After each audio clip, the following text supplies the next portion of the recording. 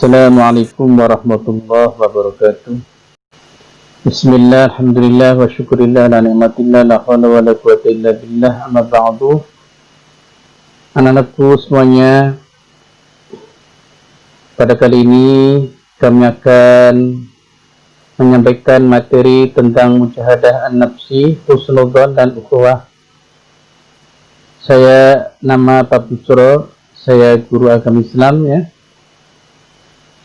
Mudah-mudahan pada kali ini bisa berinteraksi, belajar bersama ya, untuk materi mujahadah an-nafsi, husnudzan dan ukhuwah.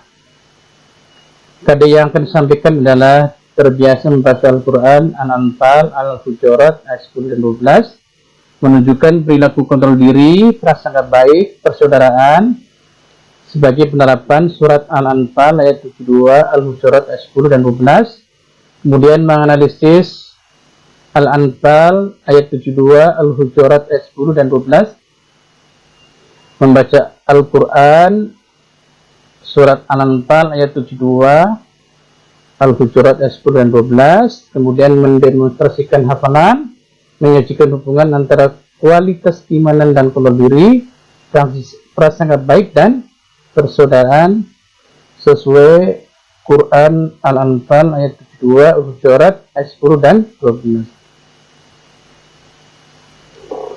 Apa sih mujahadah an-nafsi itu? Mujahadah an-nafsi adalah kontrol diri, ini secara bahasa. Kemudian secara istilah adalah pribadi yang tidak selalu mengedepankan hawa nafsu dan emosinya dalam menjalani kehidupan sehari-hari ya. Kesungguhan ya, pribadi yang tidak selalu mengedepankan hawa nafsu dan emosinya dalam menjalani kehidupan sehari-hari. Bagaimana kita bisa mengendalikan diri dengan sebaik-baiknya, bisa menahan nafsu, bisa menahan amarah, ya bisa ya menangkis hal-hal yang sifatnya keji. Ini yang namanya mujahadah an-nafsi. Dasar pemikirannya yang pertama adalah permasalahan yang kompleks, karena hidup kita ini banyak masalah ya. Ada masalah satu, muncul masalah dua, muncul masalah tiga, dan seterusnya. Kemudian ada yang mampu mengatasi tantangan ini, ada juga yang tidak mampu mengatasi tantangan ini. Sehingga materi ini perlu disampaikan di kalangan anak-anak pelajar. Kita lihat dalilnya. A'udzubillahi minasyaitonirrajim. Bismillahirrahmanirrahim. Innal ladzina amanu wa hajaru wa jahadu bi amwalihim wa anfusihim fi sabilillah walladzina awaw wa nasaru ulaika ba'duhum awliya'u ba'd walladzina amanu wa lam yuhajiru ma lakum min walayatihim min syai'in hatta yuhajiru fa inistansurukum fid-din fa'alaikumun nasru illa ala qaumin bainakum wa bainahum mitsaq wallahu bima ta'maluna basir.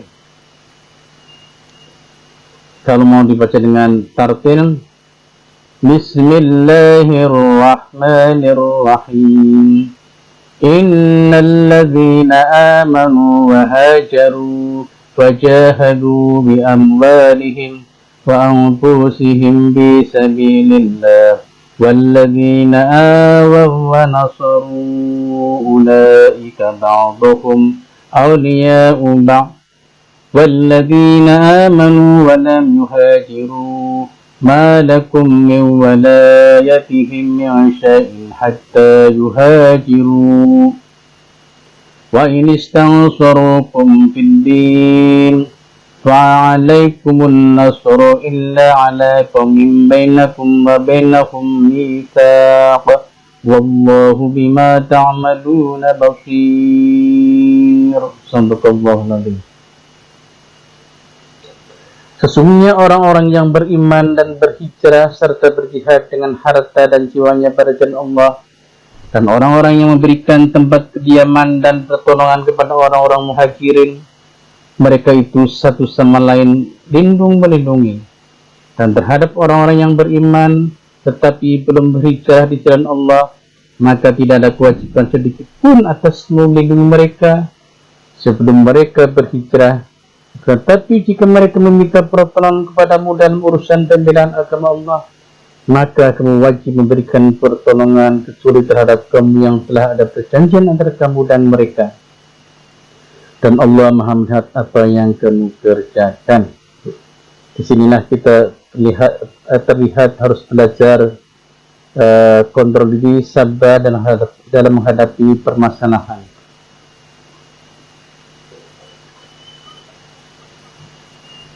Kalau kita lihat, kalau kita kaji, ternyata harus ada yang kita kembangkan dalam mengontrol diri. Yang pertama, kita harus tahu diri, kenali emosi ya. Bagaimana cara kita mengendalikan emosi terhadap diri kita ini ya, supaya tidak kebablasan. Kemudian setelah itu kita harus motivasi diri supaya menjadikan orang yang sabar ya, pemaaf.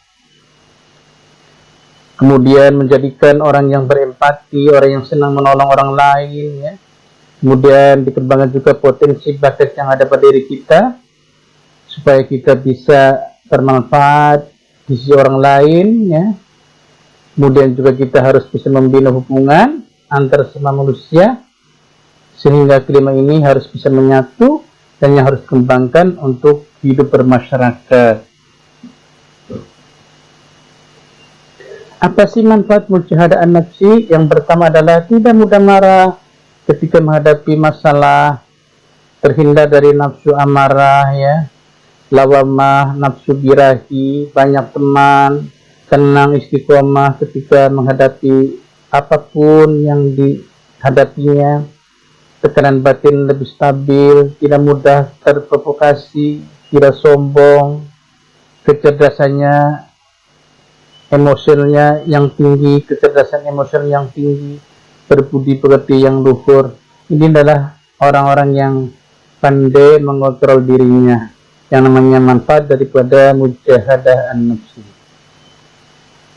Apa sih hikmah daripada mujahadah an-nafsi? Yang pertama, emosinya terkendali, hidupnya optimis, penuh harapan, mudah mencari temannya karena banyak temannya, berjiwa pemaaf, optimis, berpikir positif, mengutamakan kepentingan orang banyak, berakhlak karimah. Luar biasa nih manfaat hikmah daripada orang yang selalu pandai kontrol diri. Hikmah mujahadah an-nafs ya. Ini ada 8. Setelah itu mari kita lanjut ke husnudzon. Apa sih husnudzon? Husnudzon artinya berprasangka baik, berprasangka baik sesama manusia, sesama umat muslim ya, dimanapun anda berada, dimanapun anda hidupnya. Tinggalkan, hilangkan sudzon ya, rasa yang tidak terhadap sesama teman kita ini, supaya hidupnya rukun, baik, tentram, adem ayem ya dalam kehidupan sehari-hari ini. Boleh kita lihat dalil Al-Quran dalam surat Al-Hujurat ayat 12. A'udzubillahi minasyaitonirrajim. Bismillahirrahmanirrahim. Ya ayyuhalladzina amanu ijtanibu katsiran minadh dhanni inna ba'dadh dhanni ismun wa la tajassasu wa la yaghtab ba'dukum ba'dha ayuhibbu ahadukum ayyakula lahma akhihi maytan fakarihtumu wattaqullah innallaha tawwabur rahim.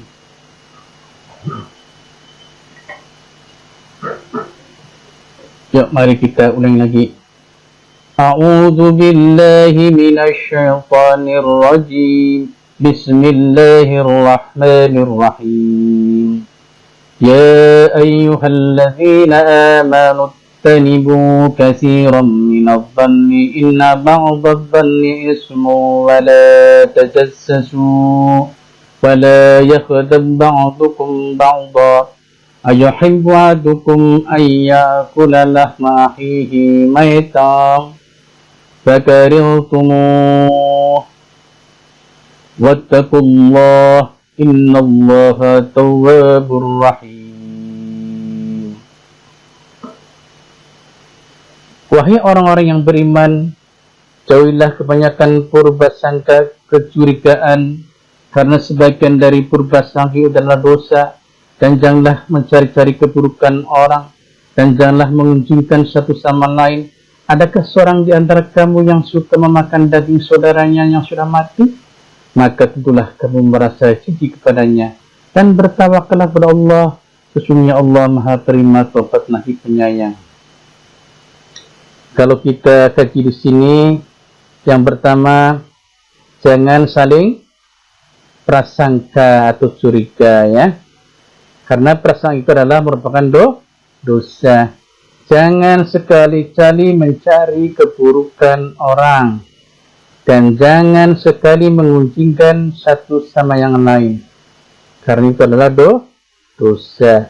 Ya, adakah seorang di antara kamu yang suka memakan daging saudaranya sendiri?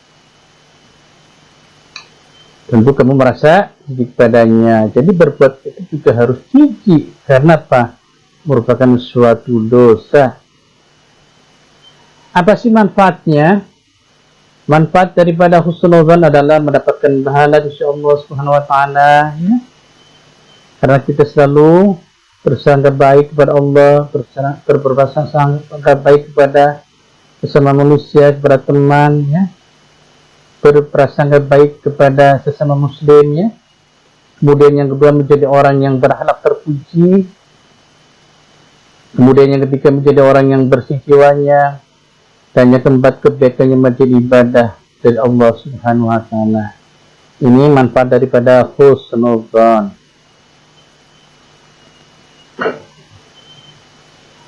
Kemudian bagaimana hikmah husnuzan?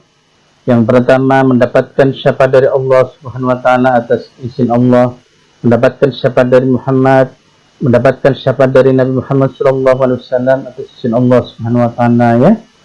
Kemudian menjadi berhati-hati dalam bergaul, ya. Jangan salah pilih teman, ya. Kemudian tidak memandang orang lain seperti saudara sendiri, seperti saudara kandung sendiri. Yang keempat, senang memuji dan ringan memaafkan orang lain. Yang kelima, mengutamakan keutuhan persaudaraan. Yang keenam, lebih mengutamakan nilai kebaikan daripada kejelekan, ya. Itu merupakan hikmah daripada husnuzan. Kita lihat mengenai ukhuwah Islamiyah. Ukhuwah itu artinya persaudaraan. Kalau ukhuwah Islamiyah berarti persaudaraan sesama muslim, ya. Dalam surat Al-Hujurat ayat 10 difirmankan, A'udzu billahi minasy syaithanir rajim. Bismillahirrahmanirrahim. Innamal mu'minuna ikhwatun faslihu baina akhawaykum. Innamal mu'minuna ikhwatun faslihu baina akhawaykum. Wattaqullaha la'allakum turhamun. Orang-orang yang beriman itu sesungguhnya bersaudara, sebab itu damaikanlah, perbaikilah hubungan antara kedua saudara itu, dan takutlah terhadap Allah Subhanahu wa taala supaya kamu mendapat rahmat, ya. Jadi ternyata orang-orang yang beriman itu adalah bersaudara antara yang satu dengan yang lain. Supaya janganlah retakan, damaikanlah, ya, perbaikilah hubungan mereka antara satu dengan yang lainnya. Takutlah pada Allah. Jika barangkali ada hal-hal yang silih atau berselisih paham, supaya kamu mendapat rahmat dari Allah Subhanahu wa taala. Kalau kita lihat kandungannya daripada surat Al-Hujurat ayat 10 ini, yang pertama adalah membangun kehidupan bermasyarakat berbasis persaudaraan, ya. Kita harus berbasis persaudaraan supaya lebih kuat, ya, dalam kehidupan bermasyarakat, berbangsa dan bernegara.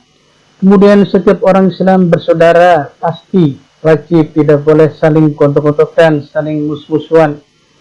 antara yang satu dengan yang lain. Dan yang ketiga, setiap perselisihan diselesaikan dengan damai, ya. Tidak boleh saling menyerang antara satu dengan yang lain, golongan yang satu dengan yang lain. Kemudian jika orang lain sedang berselisih, yang lain wajib mendamaikannya, bukan sebagai kompor atau provokatornya. Inilah kehidupan ukhuwah Islamiyah yang wajib kita taati dan patuhi supaya kita hidup rukun dan damai. Macam-macam ukhuwah. Yang pertama adalah ukhuwah nasabiyah, ya, artinya ukhuwah keturunan, ya, keturunan, ya, nenek moyang, ya, dari sampai cucu, ya, kita bersaudara antara satu dengan selain, itu namanya ukhuwah nasabiyah. Adapun ukhuwah basyariyah, ya, ukhuwah manusiaan antar sesama manusia, ya, yang kadang-kadang belum saling mengenal, tapi kita harus saling, ya, mengenalnya dan bersilaturahim atau saling menjaga, ya. Kemudian ukhuwah Islamiyah, ya, yang diikat ajaran Islam, ya. Ukhuwah Islamiyah yang diikat ajaran Islam. Adapun juga dinamakan dengan ukhuwah wataniyah, ukhuwah nilai kebangsaan nasionalisme, ya, berbagai suku bangsa yang ada di Indonesia misalnya. Kemudian bagaimana penerapannya? Kalau kita lihat misalnya ukhuwah nasabiyah, penerapannya adalah saling menjaga keutuhan keluarga, saling menjaga keutuhan keluarga. Kalau kita lihat ukhuwah basyariyah, harus bergaul berbudi pekerti yang luhur dengan persamaan, ya, bergaul berbudi pekerti yang luhur dan persamaan terhadap sesama manusia. Kemudian ukhuwah Islamiyah, penerapannya saling menghargai perbedaan antara yang satu dengan yang lain. Kemudian ukhuwah wataniyah, penerapannya adalah wajib menanamkan cinta tanah air, bangsa dan negara. Inilah macam-macam ukhuwah dan penerapannya. Apa sih hikmah ukhuwah Islamiyah ini? Hikmah ukhuwah adalah memiliki teman yang banyak, mudah mencari relasi, banyak yang membantu terciptanya persatuan dan kesatuan, memperoleh kesalehan sosial, dicintai oleh Allah dan Rasul. Apa sih manfaat ukhuwah Islamiyah? Terciptanya hubungan yang harmonis, kehidupan rumah tangga, tercipta persatuan kesatuan berbangsa, terbangun jiwa dan semangat gotong royong, rukun saling tolong menolong, saling berbuat kebaikan, empati dan kepedulian sosial yang tinggi. Inilah manfaat daripada hikmah, maka kita harus jalankan dengan sesama supaya kita tercipta masyarakat yang madani. Mungkin dari saya sampai saja. Nanti kami akan berikan tugas di Google Classroom ini yang akan kami rangkum, dan kami simpulkan bahwa yang pertama, marilah kita selalu mengontrol diri Anda dengan baik, kemudian selalu husnudzon, jangan pernah suudzon kepada orang lain, ya. Kemudian kita saling jaga ukhuwah Islamiyah di antara kita supaya kita hidupnya tentram, adem, ayem dan rukun, ya. Apalagi Anda sebagai pelajar perlu mencontoh hal-hal yang baik yang tentunya bermanfaat bagi kita sekalian.